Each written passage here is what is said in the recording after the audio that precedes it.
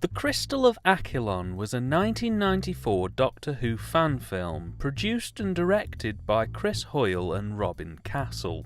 The pair met at university, Chris having come from a background of working in short films and spoof film trailers, and Robin having had previous experience as a stills photographer. The pair had a mutual love of Doctor Who, and when their time at university started to draw to a close, they decided to collaborate and produce a fan film based on a novel that Hoyle was in the process of writing.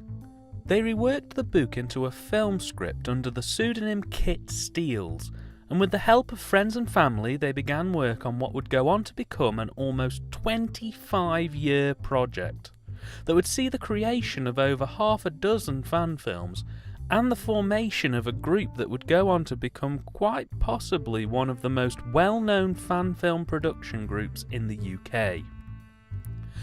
Our story follows the Doctor, played by Chris, and his companion Leia, as they get word that a special meteorite has crash-landed on Earth. His interest piqued by this, the Doctor decides to investigate the meteorite and is very quickly brushed off by the scientists analysing it. Unshaken by this, he continues to try to get to the bottom of this mystery, and quickly discovers that the Master has returned to Earth, and is also very interested in the meteor. And that lump of rock may be of dire universal importance. Now, one of the first things I feel I should try and make as clear as possible is that the version of this production that I viewed was in fact a remastered special edition. In fact, it's pretty difficult to find an unaltered version of this. In 2009, Chris remastered all of his earliest fan films, updating the effects, improving the sound quality, and adding next time trailers to the end of each episode. He might have even done some colour correction. I can't be sure without seeing an original unaltered copy. With this in mind, I feel that I should say that there may be elements of this that I call out as bad, when in the original version they were just fine. Equally, there may be parts of this that I say are brilliant that were dreadful in the original cut. So this review is more about my personal perspective on these episodes, and as a result it may differ depending on which version of this that you've happened to have seen. So, right off the bat, this is a 3-part story, and each episode runs to approximately 20 minutes long, which is just shy of standard length for a classic Doctor Who serial. Each episode also opens with a faux continuity announcement, which I thought was a very nice touch. This story was filmed at a point where Doctor Who had been off the air for 5 years with almost no new news to indicate any kind of a return. It would be a further 2 years before the 1996 TV movie would hit the airwaves, so as a result, this adventure, and the adventures that follow it, are treated as a continuation of the classic series, with Sylvester McCoy's 7th Doctor eventually regenerating off-screen into Chris Hoyle's 8th Doctor. Now, I don't want to get too bogged down in the continuity here, because at the time that this was released, there wasn't any kind of mythos or canon for this film. This was just 2 guys and their friends making a movie for fun based on a TV show they enjoyed. In fact, other than the continuity announcer at the beginning of episode 1, it's never actually acknowledged that Hoyle's Doctor is the 8th in these stories. But while researching this, I basically stumbled upon what I'm calling the projection verse, a universe of continuity that attempts to tie the Chris Hoyle films into the established Doctor Who universe. So as briefly as I can, and at this point if anyone from the projection room is watching and feels I'm doing them a disservice, please do correct me in the comments, because hey, I don't want to sell you guys short. Here's my understanding of how these films fit into the Doctor Who universe. This story was originally released with the understanding that the 7th Doctor simply regenerated in an off-screen adventure, and that the 8th Doctor, as seen here, is still relatively fresh-faced. A spanner was thrown into the works with the release of the TV movie, which, spoiler alert, features the 7th Doctor getting gunned down by mobsters, the 8th Doctor being played by Paul McGann, and the Master being killed, reduced to ashes, resurrected as a creepy snake thing, who's then played by Eric Roberts. So in order to make this story fit in with the now official universe canon, a novelisation was written that acts as a prologue to this story and is a continuation of the narrative from the 1989 story Survival. In this story, the Seventh Doctor doesn't end up taking the Master's ashes to Gallifrey, and in effect creates a divergent universe in which the Doctor regenerates into Hoyle's Doctor. This then allows for an offshoot from the main universe in which the events of these fan films occur. On the other side of this film is another novelisation, which picks up where this fan film ends off, and involves the Doctor meeting a new companion and developing his character a bit so that it falls in line with the next film. Personally, I found it all a bit convoluted. Not to knock someone enjoying what they're doing, but Doctor Who's never really been strict with its lore or continuity. I mean, they've sunk Atlantis at least twice, so bolstering these films with added weight and references to help them feel legitimised seemed a bit unnecessary to me. But I digress. From a technical standpoint, this film is actually quite impressive. There's some really nice direction work with characters physically being quite animated, and more often than not, physically reacting the way that they should. I'm often astounded at how many fan films simply have their cast members stood perfectly still, delivering lines right down the barrel of the camera. So it's quite refreshing to see the cast of this production actually putting a bit of feeling and movement into their roles. Even more so when you consider that this was their first Who production. The actual performances, however, are a bit of a mixed bag in my opinion. Hoyle's Doctor in this is absolutely fine. He personally reminds me of the Fourth Doctor with just a dash of the third and first. The only problem I have is that, in my mind, he reminds me a bit too much of Dr. Rick Douglas MD from Dark Place. But I'd rather him be over-animate than lifeless. He's easily one of the best elements of these episodes, and as time went on and more of these films were made, his character only gets better. Leia, the Doctor's companion, is, to me sadly, just a little bit too flat. She doesn't really have a lot of characterisation, and while she comes across as pleasant and generally happy, she does rather fill the stock companion role on this one, which is a bit of a shame.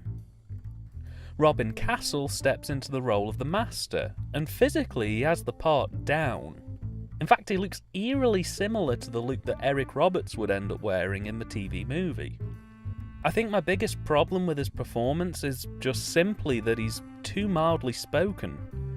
Up to this point, all the previous versions of the Master had a domineering undercurrent. The feeling that even though they were speaking at a quite reasonable volume and weren't saying anything particularly evil, there was a distinct malevolence about their presence. A quality that Castle sadly just doesn't have. That being said, one of the elements that does help bring the characters to life is the cinematography, which here is handled more than competently. It looks pretty good. Bearing in mind that this was in the early 90s, and other than instructional film guidebooks and academic logs, there wasn't really any kind of network to help filmmakers on how best to shoot a feature. I was actually quite impressed with what was produced here.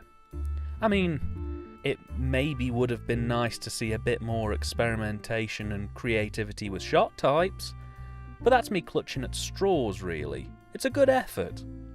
And again, another element that would drastically improve as their works continued. On the subject of cinematography, I found the lighting to unfortunately be a bit of a mixed bag, with episode 1 being an example of poor lighting, with several sequences shot unlit at night, causing issues that left me wondering why they even bothered filming when it's effectively just a black screen. But then there are moments in episode 2, particularly at the end, that are very well lit and give an atmospheric, moody quality to proceedings. That was a real nice job. It's horses for courses, I'd say. The soundtrack's a mixed bag as well, with some original compositions and others lifted from famous films. In particular, look out for the theme from Tim Burton's Batman. Again, the music is used appropriately. It's by no means a poor attempt. Technically, it's solid as a rock, though from a copyright standpoint, I wouldn't want to go there.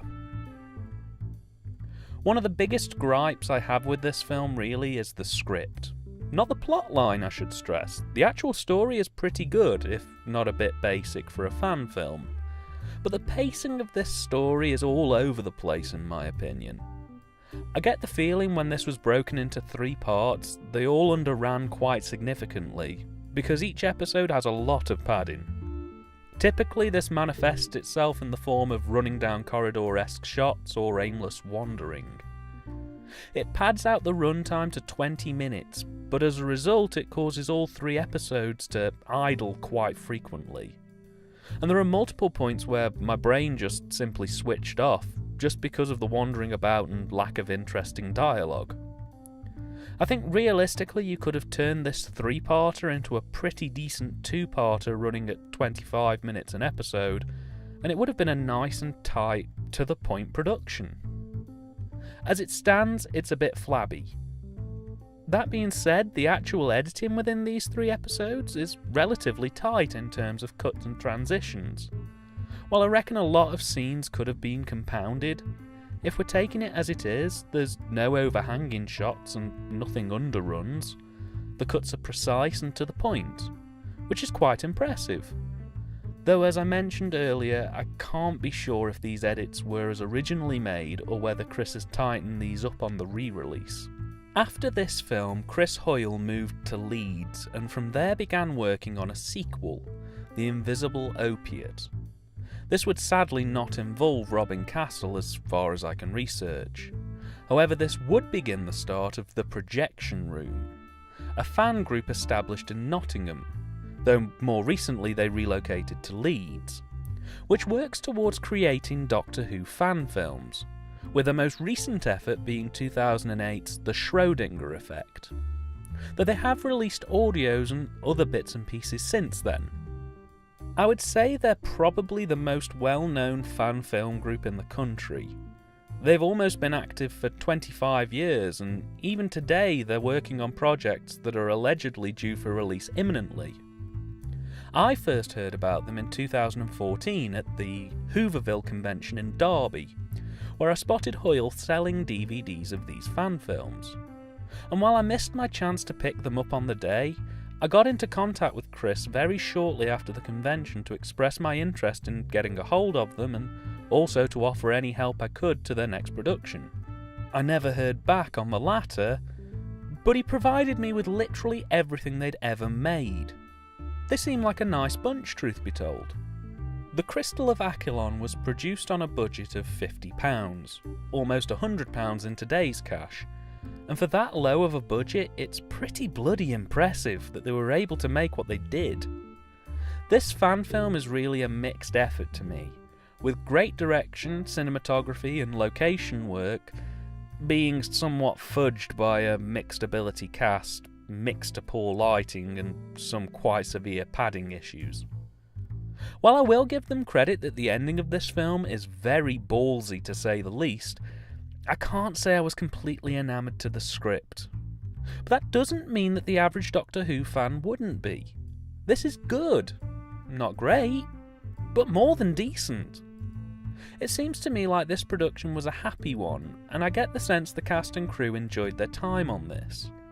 At the time of recording, the full serial is available on YouTube and other websites, and I'd say check it out if you're curious. I've included the link to episode 1 in the description below.